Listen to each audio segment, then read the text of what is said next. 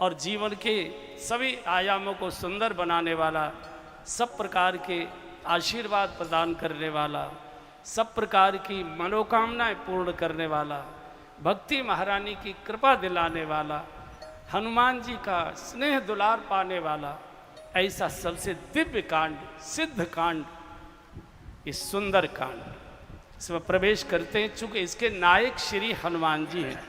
एक बार हनुमान जी, आज मंगलवार भी है, एक बार वीर हनुमाना गा लीजिए। वीर हनुमाना अति बलवाना, राम नाम रसियो रे, प्रभु मन बसियो रे।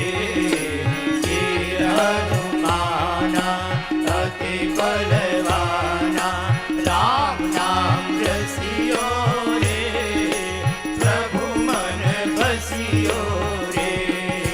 बजरंग बाला फेरू तेरी माला, बजरंग बाला फेरू तेरी माला, बजरंग बाला फेरू तेरी माला, बजरंग बाला फेरू तेरी माला। अरे कृपा करियो रे, प्रभु मन बसियो रे, कृपा करियो रे, प्रभु मन बसियो रे। वीर हनुमाना अति बलवाना, राम नाम रसियो रे, प्रभु मन बसियो रे। वीर हनुमाना अति बलवाना, राम नाम रसियो रे, प्रभु मन बसियो रे। जो कोई आवे अर्जी लगावे, जो कोई वन सरकार का ध्यान करिए। अर्जी लगावे, जो कोई आवे, अर्जी लगावे, जो कोई आवे अर्जी लगावे। अरे सबकी सुनियो रे, प्रभु मन बसियो रे, सबकी सुनियो रे, प्रभु मन बसियो रे। वीर हनुमाना अति बलवाना, राम नाम रसियो रे, प्रभु मन बसियो रे। अर्जी हमारी मर्जी तुम्हारी, अर्जी हमारी मर्जी तुम्हारी, अर्जी हमारी, मर्जी तुम्हारी, अर्जी हमारी मर्जी तुम्हारी। अरे कृपा करियो रे, प्रभु मन बसियो रे, कृपा करियो रे, प्रभु मन बसियो रे। वीर हनुमाना अति बलवाना, राम नाम रसियो रे, प्रभु मन बसियो रे। एक बार हाथ उठाकर बोलिए श्री हनुमान जी महाराज की। की जय। किष्किंधा कांड में हनुमान जी का प्रवेश होता है और सुंदर कांड में हनुमान जी का स्वरूप बिल्कुल खुलकर आ जाता है। सीता जी की खोज करते करते बानर सागर के किनारे पहुंच गए।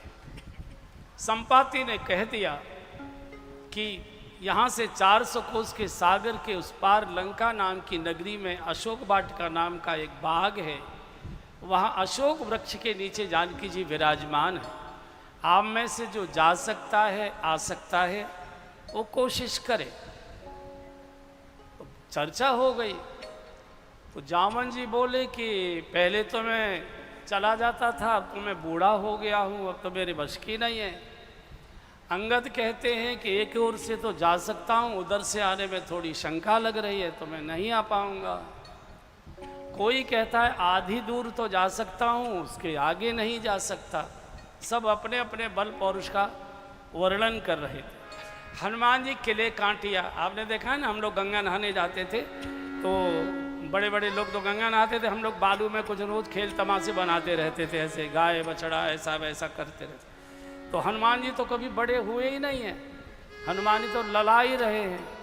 आरती कीजिए हनुमान लला, माने जो बच्चा गोद में खिलाया जाता है, लल्ला, जिसको लला, कई जगह लला बोलते हैं, हमारे ब्रज में लल्ला कहते हैं, लल्ला लल्लू, बिल्कुल बिना बोलने वाला छोटा बच्चा। तो वो तो कभी बड़े हुए नहीं, वो तो किले कांटिया खेल रहे थे। तो जावल जी ने कहा हनुमान भले आदमी, हम इतनी देर से परेशान हो रहे हैं, कैसे सागर पार करें, कैसे सागर पार करें, और तुम चुप बैठे हो, हैं? का चुप साध रहे बलवाना, और तुमको मालूम नहीं तुम्हारा जन्म किस काम के लिए हुआ है? जरा बचपन याद करो। हे बाल समय रवि भक्ष लियो, तब तीनहु लोक भयो अंधियार। अरे ताहि सो त्रास भयो जग को यह संकट काहू के जात न तारो रे, संकट काहू के जात न तारो रे, संकट काहू के जात न देवन आन करी विनती, तब छाड़ी दियो रवि कष्ट निवार। अरे को नहीं जानत है जग में कपि संकट मोचन नाम, तिहारो रे संकट मोचन नाम, तिहारो रे संकट मोचन नाम तिहार। अरे तुम्हारा जन्म किस लिए हुआ है? कोई दूसरे कारण के लिए तुम्हारा जन्म नहीं हुआ है, केवल राम काज के लिए। और जैसे ही कहा कि राम काज के लिए तुम्हारा अवतार, एकदम सुनते ही भयउ पर्वताकारा हुम करने लगे, हुम करने लगे। बोले बोलिए जावन जी क्या करना है, मुझे उचित सिखावन दीजिए। यहाँ से हनुमान जी का चरित्र प्रारंभ होता है। बहुत मधुर भाषा, बड़ी विनम्र भाषा बोले। जामवंत पूछहु मैं तो ही, जामवंत पूछहु मैं तो ही,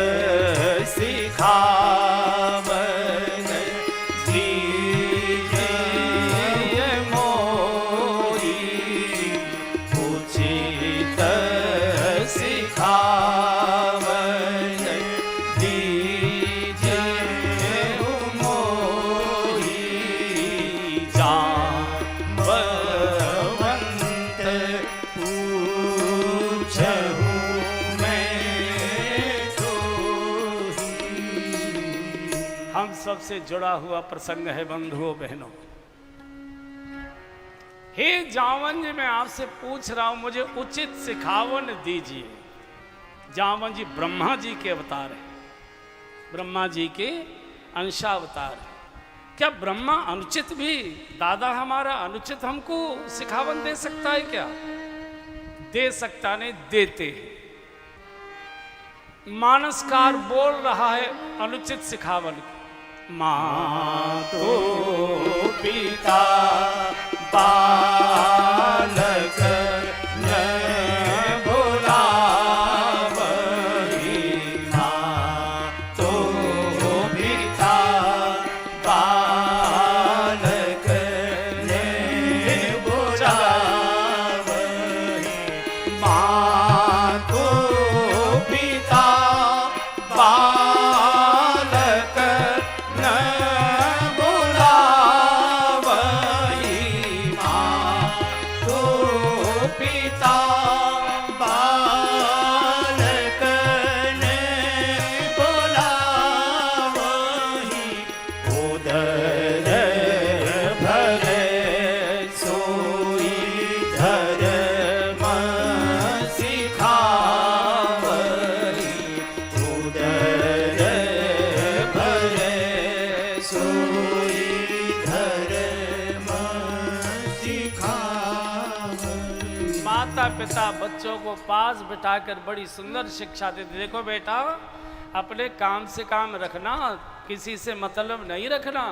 जब आपने दूध में घोटकर पिला दिया कि किसी से मतलब नहीं रखा, अपने काम से काम रखना, तो वो तुमसे ही क्या काम रखेगा? फिर क्यों रोते हो? बुढ़ापे में हमने पढ़ाया लिखाया बड़ा किया, सब इसके लिए मेहनत की, मजदूरी कर कर के पढ़ाया, अब हमारे पास बैठता भी नहीं है, हमको पूछता भी नहीं है, हमारे पास आदत। तुमने जो शिक्षा दी उसका वो पालन कर रहा है। मात पिता बालक नहीं बुलावे, उधर भरे, अपना काम निकले, चाहे जैसे पेट भरो, अपना भरो, कमाकर भरो, नंबर 1 से भरो, नंबर 2 से भरो, नंबर 3 से भरो, लूट के भरो, छीन के भरो, जैसे हो वैसे अपना पेट भरो। अपना पेट तो पशु पक्षी भरते। मनुष्य पेट भरने के लिए पैदा नहीं हुआ, मनुष्य परमात्मा के सद्गुणों को भरने के लिए पैदा हुआ है, ईश्वर को भरने के लिए पैदा हुआ। और जब तक जीव को ईश्वर दर्शन प्राप्ति नहीं होती, तब तक उसको बार बार जन्म लेना पड़ता है, बार बार आना पड़ता है, बार बार आना पड़ता है। और आज के माता पिता अकेले में बिठाकर, माता पिता देखो बेटा, किसी से मतलब नहीं रखना, अपने काम से काम करो, पेट भरो। कैसे? पेट तो पशु पक्षी भरते हैं, मनुष्य पेट भरने के लिए पैदा नहीं हुआ। मनुष्य सद्गुण भरने के लिए पैदा है, भक्ति भाव भरने के लिए पैदा हुआ, परोपकार का भाव रखने के लिए पैदा हुआ, सेवा का भाव रखने के लिए पैदा हुआ, भजन का भाव रखने के लिए पैदा हुआ, ईश्वर प्राप्ति के भाव को रखने के लिए पैदा हुआ है। मनुष्य का कोई दूसरा काम नहीं, केवल ईश्वर प्राप्ति करना, यही मनुष्य का मूल लक्ष्य है। जब तक ईश्वर प्राप्ति नहीं होती, उसे बार बार आना ही पड़ेगा, युग बीत जाए आना ही पड़ेगा। तो जावन जी से हनुमान जी ने कहा कि उचित सिखावन दीजिए। उचित सिखावन कहते जो सिखावन हमको परमात्मा की ओर ले जाए, जो सिखावन हमको धर्म की ओर ले जाए, जो सिखावन हमको भजन की ओर ले जाए, जो सिखावन हमको उजाले की ओर ले जाए, जो सिखावन हमको परोपकार की ओर ले जाए, उसको उचित सिखावन कहते हैं। घटना क्या होती है हमारे साथ, ये बहुत महत्व की बात नहीं है। ध्यान से सुनिए, अब कथा के गंभीर विषय में प्रवेश हो रहा है। हमारे साथ घटना क्या हुई, ये महत्व की बात नहीं है। वो घटना हमको किस दिशा में ले गई, ये महत्व की बात है। अगर पिताजी ने हमारी पिटाई कर दी, तो हमारे मन में आक्रोश बैठ गया, बुढ़े जब तू बुढ़ा होगा तब देखूंगा। एक तो ये भी जा सकता है। पिताजी ने 2 थप्पड़ मारे और वो हमको बुराई से दूर करके ले गए, तो वो तो भजन ही हो गया, वो तो दिव्यता ही हो। ऐसी कई घटनाएं आप देखिए। ध्रुव जी जिनके साथ हुआ है, सृष्टि रो पड़ी है। ध्रुव जी को जिस समय सुरुचि ने लात मारकर धक्के देकर राजभवन से घसीटवा के निकाला था, वो ध्रुव जी के प्रसंग को जो सुनता है चीख चीख कर रो पड़ता है। लेकिन सुरुचि ने क्रिया खराब दिखाई दे रही है, क्रिया का परिणाम बहुत मीठा हुआ है। मैंने फिर बोल रहा हूँ, हमारे साथ घटना क्या हो रही है, घटना क्या हुई है, ये बहुत महत्व की बात नहीं। घटना हमको कहाँ लेकर आ गई, ये महत्व की बात। क्यों? सुरुचि जानती थी मैं तो भोग वासना की प्रतीक। सुरुचि का अर्थ है सुंदर सुंदर रुचिकर पदार्थ, भोग। पत्नी किसकी बनी है? उत्तानपाद की। उत्तानपाद की पत्नी सुनीति थी। सुरुचि को प्रेम करते उत्तानपाद, यानी जिनके पैर ऊपर की ओर, बुद्धि नीचे की ओर, गड्ढे की ओर, अंधेरे की ओर। वेद भगवान कहते तमसोमा ज्योतिर्गमय, असतोमा सदगमय। अंधकार से प्रकाश की ओर चलो, अशुभ से शुभ की ओर चलो, भोग से भक्ति भगवान की ओर चलो। लेकिन उत्तानपाद था, इसने सुनीति को घर से निकाल दिया। क्यों? भोगी था, भोगी था। और भोगी सुनीति को नहीं रखेगा। सुनीति माने धर्म, नीति, श्रेष्ठ नीति, सदाचार, परोपकार, पूजा पाठ। ऐसे भोगी आदमी उसको नहीं रखेगा। निकाल बाहर कर दिया, झोपड़ी में वास दिया। 2 मार्किन की साड़ी साल भर में देता था पहनने के लिए। सभा से जौ प्रतिदिन भोजन के लिए दिए जाते थे। जौ की रोटी खाकर सुनीति ने बच्चे ध्रुव को जन्म दिया। सुरुचि कहते भोग वासना विलासिता, उसके गर्भ से बेटा पैदा हुआ, उत्तम नाम रखा गया। उत्तम का अर्थ है उत्तम गहन अंधकार।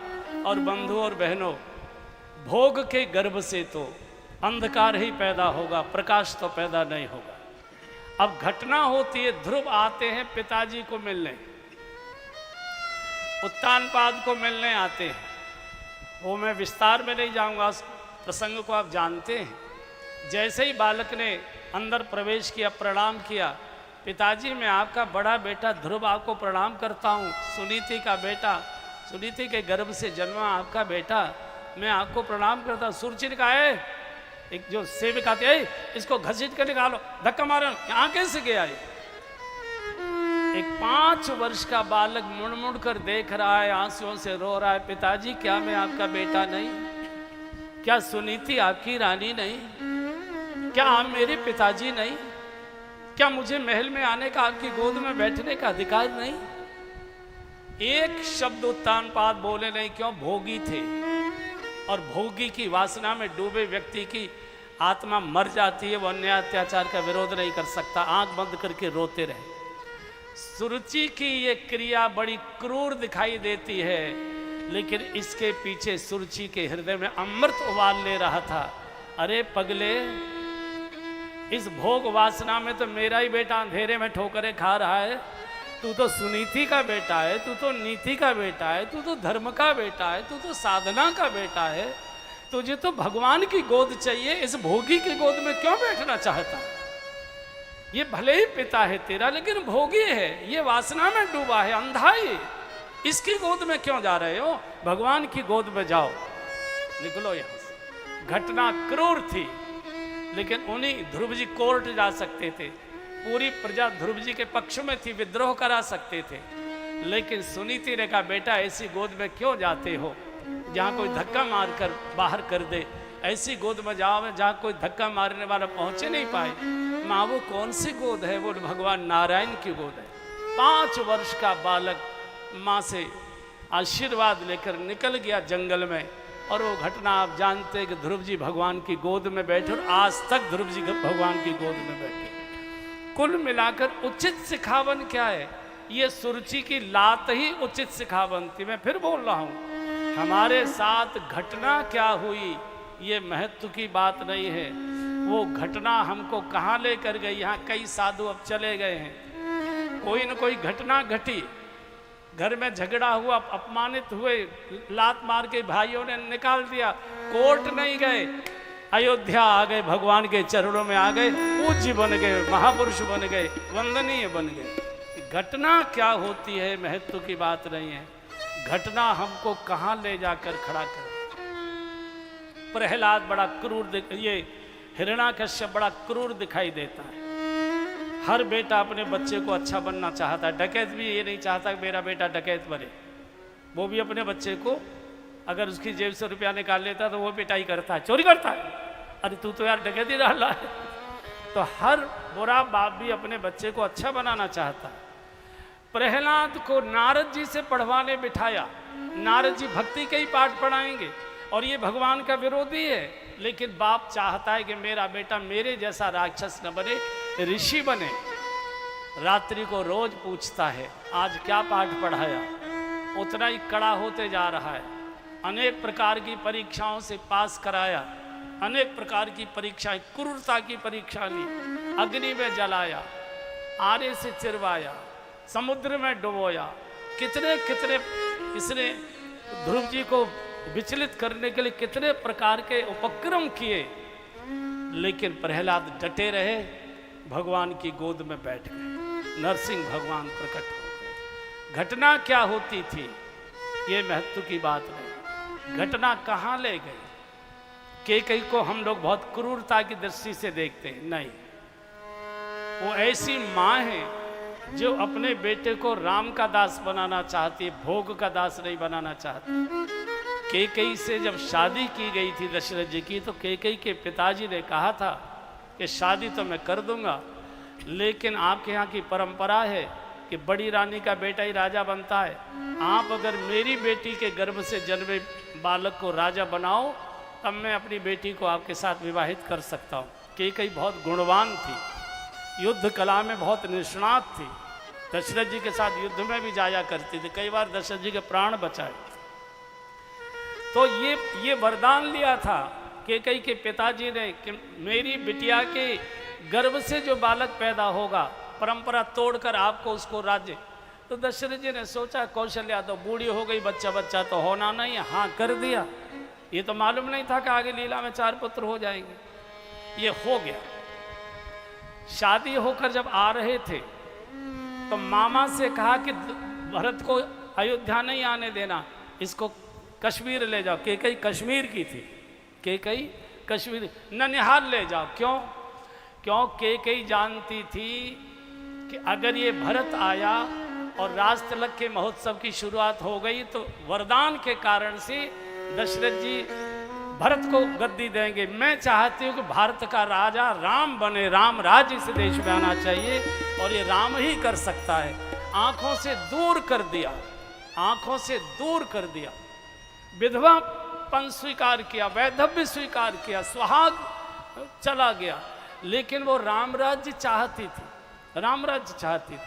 और आकर भरत जी ने जो फटकार लगाई है, आपने रामायण में सब पढ़ाई है, अंदर अंदर कैकेयी बहुत प्रसन्न थी कि मेरा भरत मेरी ममता से दूर हो गया और उसका ममता भगवान राम के चरणों में चली गई। और कोई भी माता पिता अगर ये चाहते कि हमारा बालक भोग वासना से निकलकर कैसे ही भगवान के चरणों की ओर चला जाए, ये तो कोई भाग्यशाली पिता ही हुआ करते हैं। ये भाग्यशालिनी थी कैकेयी।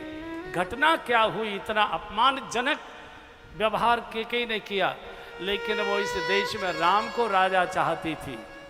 भरत इस देश के संकट को दूर नहीं कर सकता था। यदा यदा धर्मस्य, जब जब होए धर्म की हानि, ये भरत के वश की बात नहीं थी, ये राम के वश की बात थी। तो कुल मिलाकर जो हनुमान जी कह रहे हैं, जावंत पूछहु मैं थोई, जावंत पूछहु मैं थोई, उचित सिखावन दीजिए मोहि, उचित सिखावन दीजिए मोहि। ये तुम्हारी घड़ी 3:19 कर रही है, हैं? क्या कह 5 शगुन है? 5 शगुन। हाँ देखो, ठीक करो इसे और दूसरी रखो। मैंने सोचा मुझे चाय की तलब क्यों लग रही है, टाइम हो रहा है कि कथा का। 5 बज गया, 5:55। ओहो अच्छा, हाँ मुझे तो 7 बजे तलब लगती थी, पहले क्यों लगने लगी मुझे तो। अच्छा फिर गा लो एक बार। जामवंत पूछहु मैं थोई, जामवंत। उचित सिखावत दीजिए, जावन जी ने उचित सिखावत दीजिए। इतना करहु तात तुम जाई, इतना करहु तात तुम जाई, इतना करहु तात तुम जाई,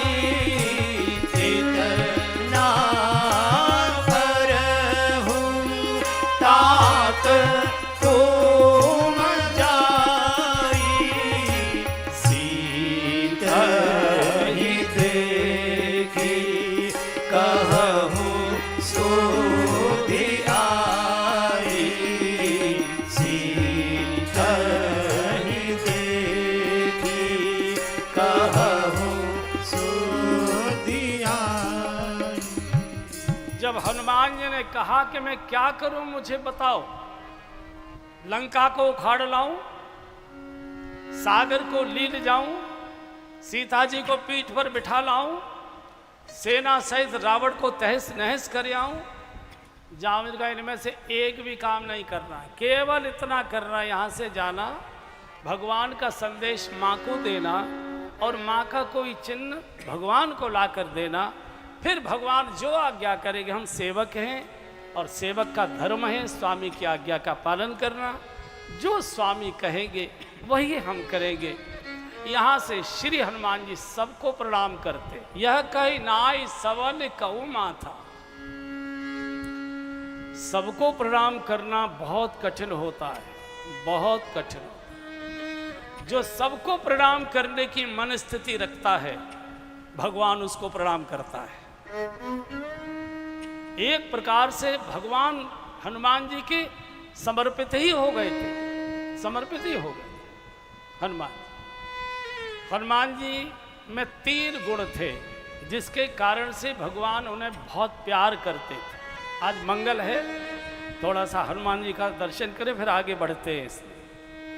3 और जो 3 काम करेगा भगवान उसे हमेशा अपने साथ रखेंगे, अपने पास रखेंगे, अपने पास सुलाएंगे, अपने पास बिठाएंगे। हनुमान जी 3 काम किए।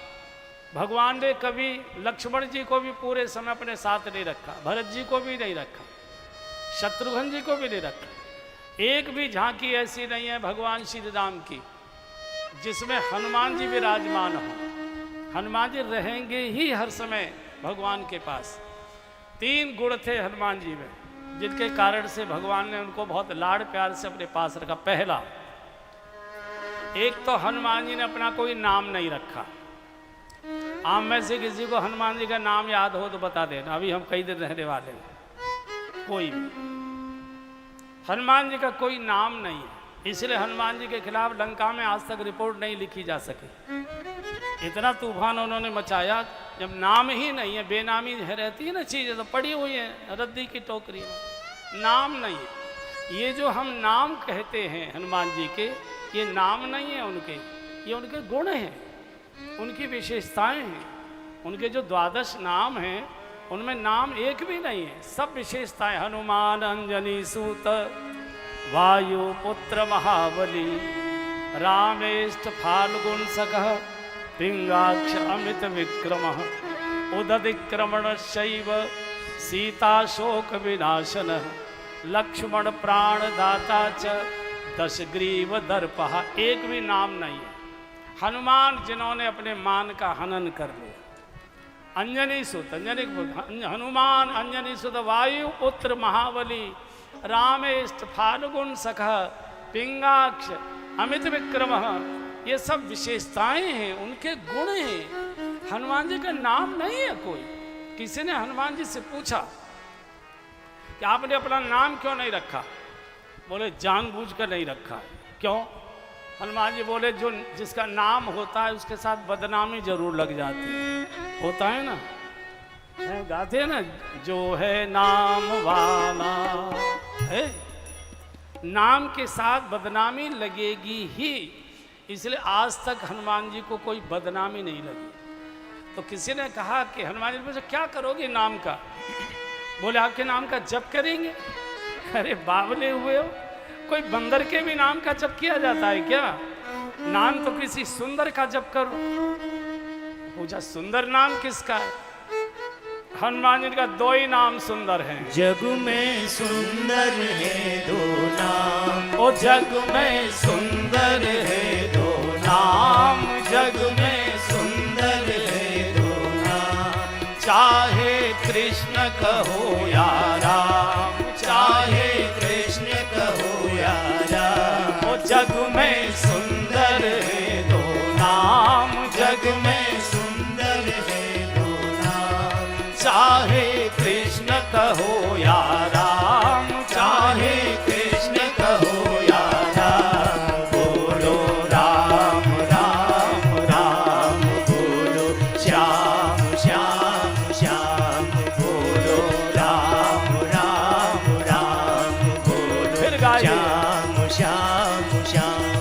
जग में सुंदर है दो नाम, जग में सुंदर है दो नाम, चाहे कृष्ण कहो या राम, चाहे कृष्ण कहो या राम, बोलो राम राम राम, बोलो श्याम श्याम श्याम, बोलो राम राम राम, बोलो श्याम श्याम। अरे नाम जपना है तो राघवेंद्र सरकार का जपो, श्याम सुंदर सरकार का जपो।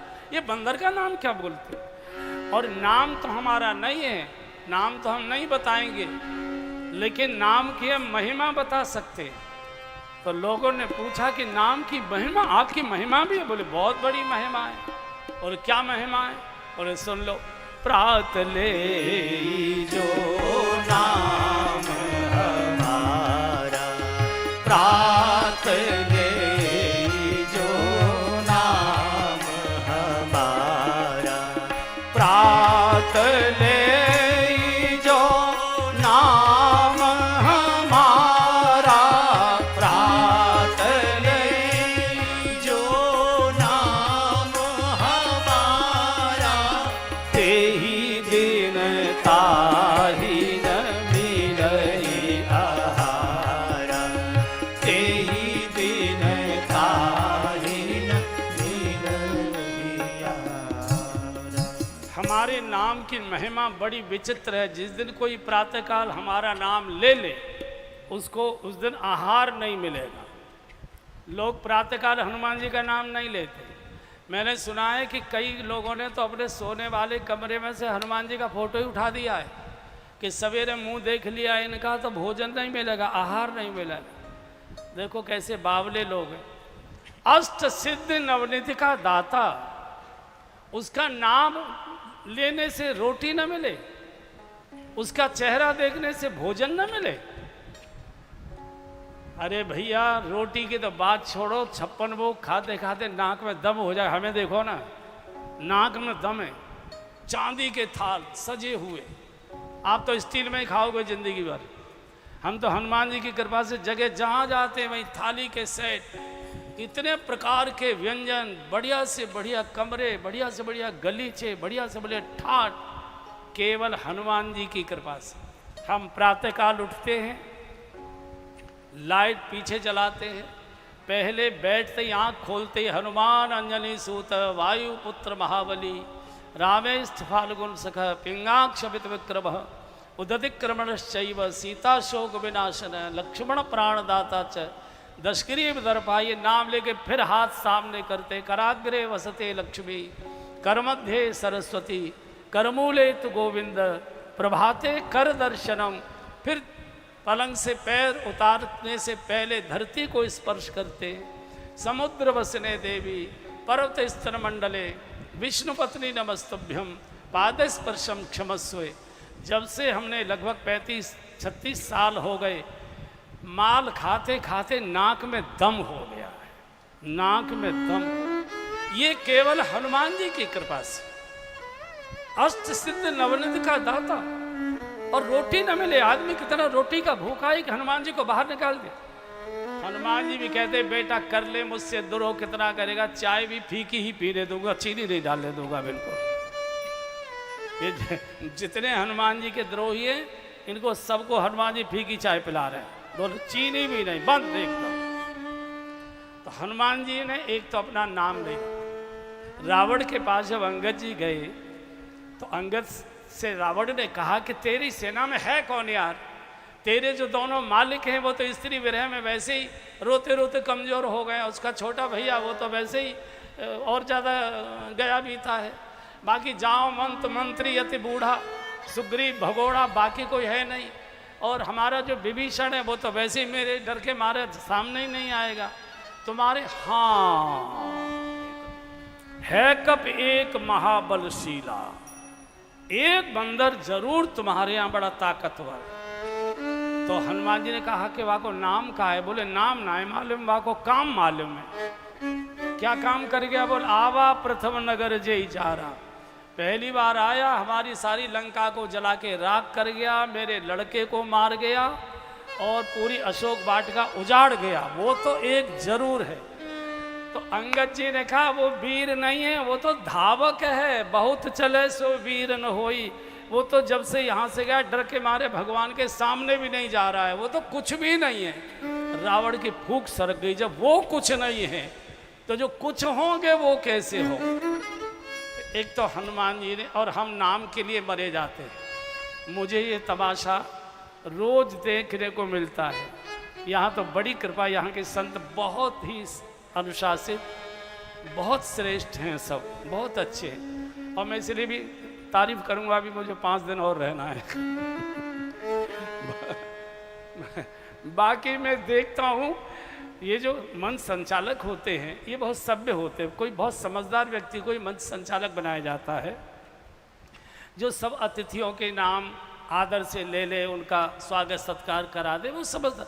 लेकिन कई बार इतनी भीड़ कथाओं में होती है। अब जैसे मदरिया की कथा थी और छोरी पता नहीं था वहाँ भीड़ का, तो कई बार जल्दबाजी में एक आधा नाम रह जाता है, जिसको माल्यार्पण का अवसर नहीं या जिसका स्वागत में नाम न बोले, एक आधा जिसका नाम छूट गया वही लड़ने आ जाता, मेरा चंदा वापस करो, मेरा चंदा वापस करो, सबसे बड़ी रसीद मैंने ही कटवाई और मेरा इनाम गायब हो गया। बड़ा मुश्किल, नाम के लिए आदमी बहुत मरा जाता है, बहुत मरा जाता है। अच्छा, केवल नाम के लिए नहीं मरा जाता, किस नंबर पर नाम लिया है ये भी काउंट करता है।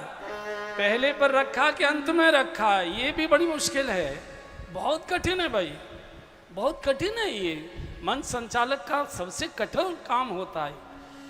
तो अंगद जी ने पूछा कि उसका नाम क्या है, बोले नाम नहीं मालूम। रावण ने कहा उसका काम मालूम, बोले ये करेगा। वो तो हमारे यहाँ का सबसे डरपोक है, वो तो तब से आया तब से भगवान के सामने ढक के मारे गया ही नहीं, तो नाम नहीं रखा। दूसरे रूप बिगाड़ दिया। हनुमान जी ने किसी की मजाक कर ली हो तो कहते देखो कैसा बंदर जैसा मुंह हो गया, कहते ना कैसा बंदर जैसा मुंह निकल आया। अगर 15 दिन टाइफाइड वगैरह हो जाए तो आदमी बिल्कुल ऐसा ही हो जाता है कि बस खो खो ही नहीं करता है, बाकी तो बंदर जैसा हो जाता है। तो रूप बिगाड़ा। किसी ने कहा हनुमान जी आपने इतना भयान मरकट बदन भयंकर दे, इतना भयानक रूप डर लगता है। तो हनुमान जी बोले मेरे पास आते क्यों? बोले आपका दर्शन करने आते। बोले भले आदमी, बंदर का भी कोई दर्शन किया जाता है क्या? फिर बोले दर्शन तो किसी सुंदर का करो। तो पूछो भाई सुंदर कौन है? हनुमान जी ने कहा 2 ही सुंदर हैं, फूलों में सजे रहे जग में सुंदर है 2 नाम, जग में सुंदर है 2 नाम, ओ जग में सुंदर है 2 नाम, जग में सुंदर है 2 नाम। चाहे कृष्ण कहो या राम, चाहे कृष्ण कहो या राम, बोलो राम राम राम, बोलो श्याम श्याम श्याम, बोलो राम राम राम, बोलो श्याम श्याम श्याम। ओ जग में सुंदर है 2 नाम, जग में सुंदर है 2 नाम, चाहे कृष्ण कहो या राम,